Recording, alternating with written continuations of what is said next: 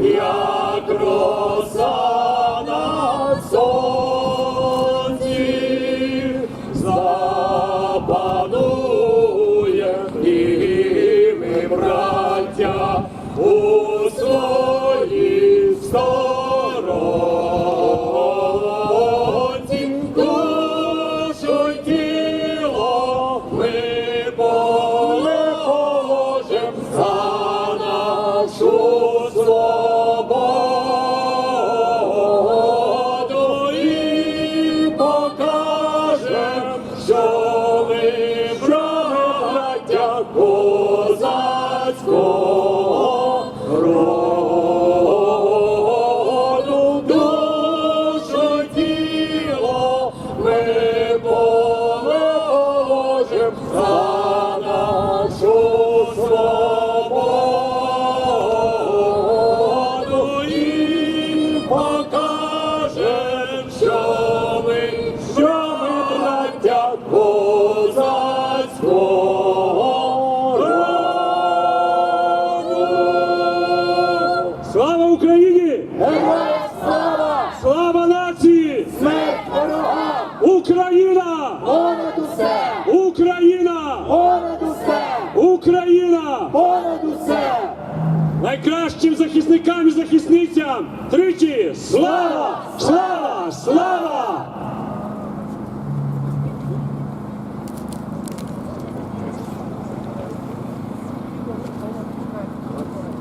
Цей довше. Good afternoon, my friends. 1, 2, 1. 2, 1, 2. Ah, here we go. Let's try that again. Слава Україні! Слава нації! Україна! Україна! Україна! Героям України тричі! Слава! Слава! Слава! Thank you very much for coming here today, my friends, to our Ukrainian rally, where we are going to be speaking about this terrible crime against humanity that the Russian terrorist regime has committed and is committing right now in Ukraine. However, there has been news of something terrible that has happened in Russia also. Just days ago, there's been a terrorist attack in Moscow. Apparently, more than 100 people died. Usually they say that around 150 have died. And the blame was taken and admitted to by the ISIS-K terrorist group. Now, I want everybody to know that the Ukrainian people oppose terrorism wherever it happens and whoever is committing it. We oppose ISIS, we oppose Hezbollah, we oppose Hamas, we oppose the Houthis, and of course, we oppose the Russian terrorist regime.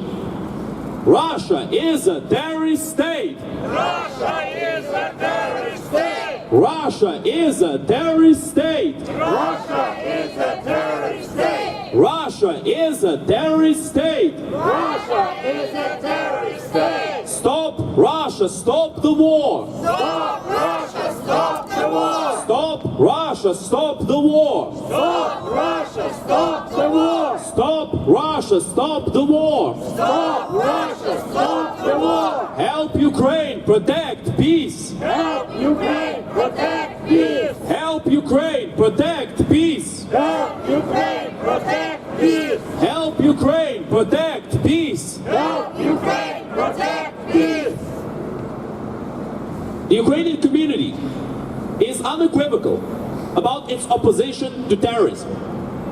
And we condemn what happened in Moscow, as we condemn all the terrorist acts perpetrated by any other terrorist group, like the ones we've mentioned already. And of course, like we have been condemning throughout the years, what the Russian terrorist regime has been doing in Ukraine. Bucha, Irpin, Mariupol, and countless other occasions, my friends, where the Russians have destroyed and killed and mutilated the Ukrainian people. And let's not forget about that, because the casualties of those terrorist acts are far greater than anything these 4 ISIS fighters, these 4 terrorists with machine guns could have ever accomplished. The whole world needs to remember that. The whole world needs to remember which threats are more serious. But once again, as I've already mentioned, we condemn this act as all other terrorist acts. And on that note, I think it's very important for us to say what the message of the Russian government was after this terrorist act has occurred. Now, everybody knows that ISIS-K took blame for this situation. ISIS-K claimed that they were the perpetrators, that they are responsible for this act of terrorism in Moscow. And yet, although they have admitted that it's their fault, the Russian terrorist regime did not care. They decided to use this act of clear Islamic extremism as somehow something connected to Ukraine. It's absolutely unbelievable. There could be a war between Russia and China tomorrow, and Russia will still blame Ukraine and the West for it. Atrocious. It's actually disrespectful to the civilians killed in Moscow for the Russian terrorist regime to be claiming that Ukraine has caused this matter, this issue that has happened now. And make no mistake, the Russian terrorist regime will always blame Ukraine of every single wrong in their country. Although the vast majority of the wrongs in their country, such as the freezing of many Russian cities, such as their economic collapse, such as the degradation of public services, was caused by their own mismanagement, by their own actions, by their own genocidal demeanor in Ukraine. And now that the Russians have focused all of their attention on Ukraine, all of their military and FSB resources on the Ukrainian people, to destroy the Ukrainian people, to unroot the very identity of theirs. Now they act surprised when Islamic extremists come to their very capital and slaughter people by the hundreds.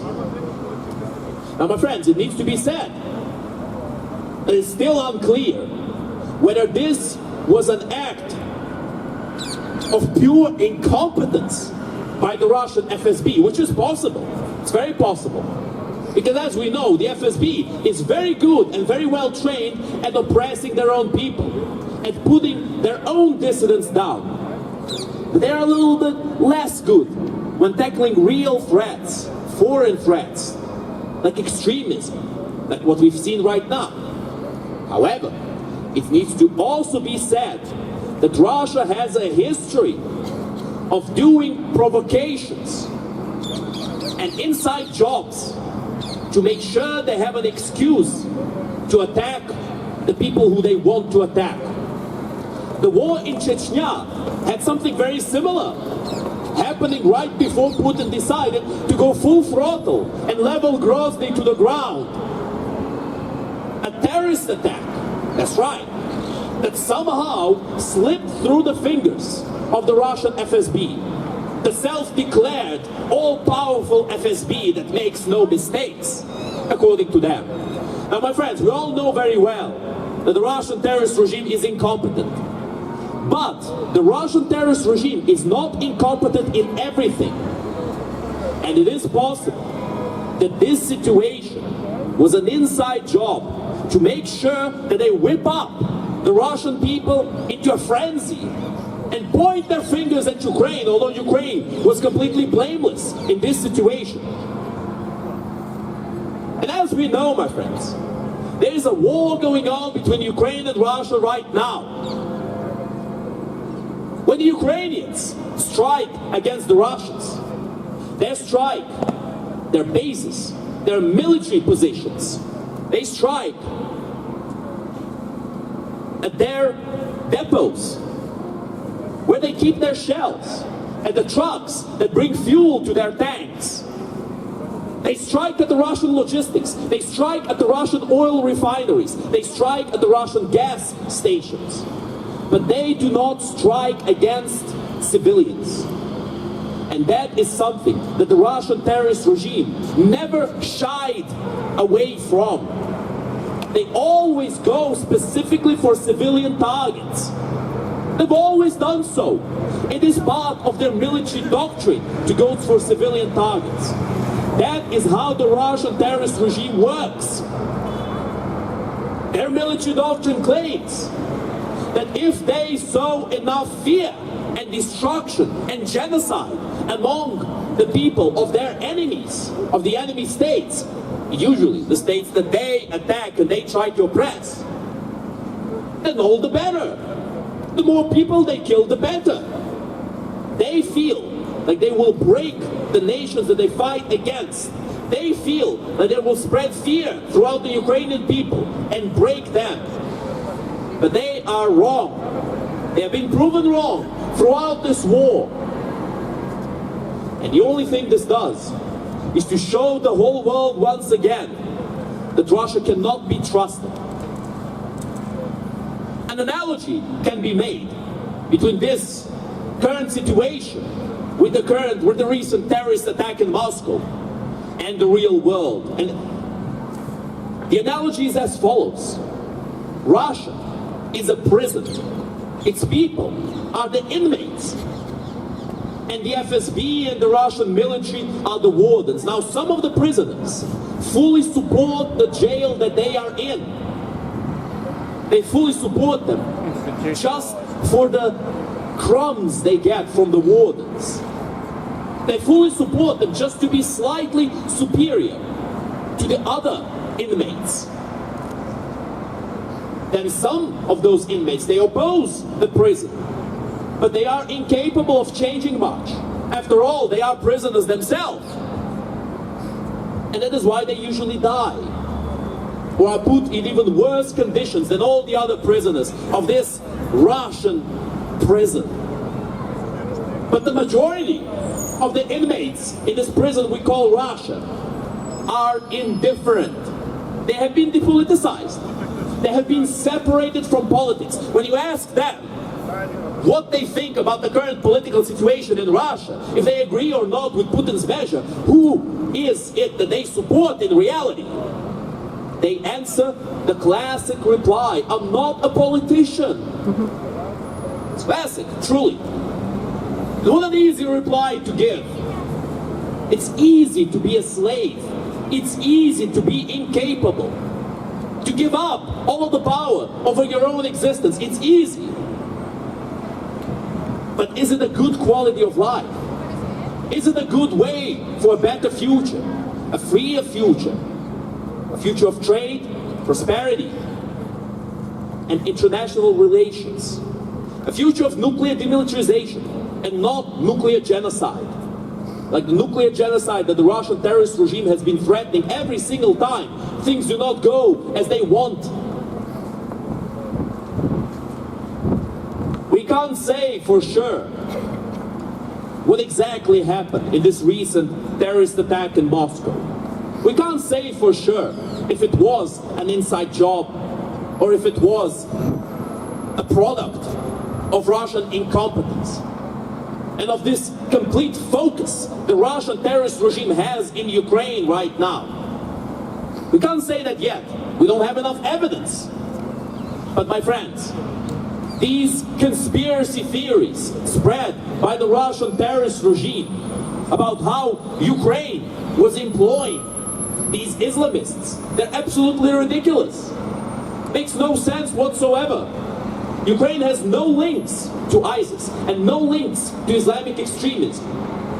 Russia, on the other hand, they have the Ahmad group, which is an Islamic extremist group. And it's truly a sad story to see these Chechens enslaved by the Russian terrorist regime and sent forward to do their bidding. But we also need to mention that these Chechens of the Ahmad group have proven themselves to be nothing more but TikTok warriors who make some funny videos on TikTok, who shout Ahmad Sila in front of destroyed villages and claim that they have taken over them. When in reality, the casualties are mostly with the Russians who are sent there as cannon fodder, with the Ahmad troops pointing the machine guns at the back of the Russian soldiers. That is, my friends, because the Kadyrovites have been bought. Their pockets are full of rubles.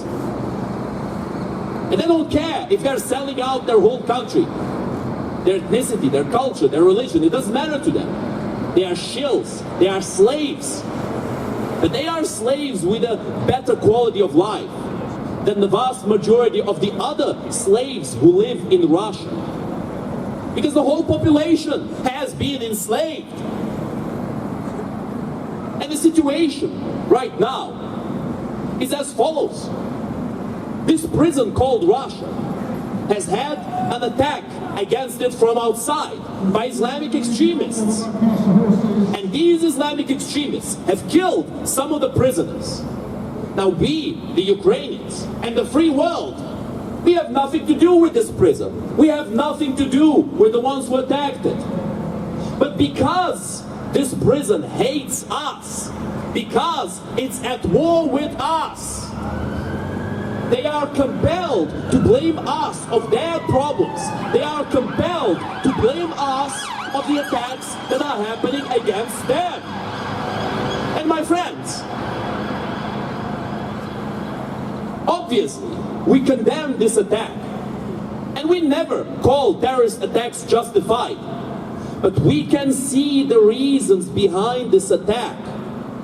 The atrocities that the Russian terrorist regime has committed in Syria, the use of chemical weapons, the destruction of Aleppo, they have not been forgotten. And Islamic extremists will unload their anger against the peaceful population, even if that population had nothing to do with the atrocities done by their government. And this is another reason why the Russian prisoners need to at long last rise up. Now the question is, can they?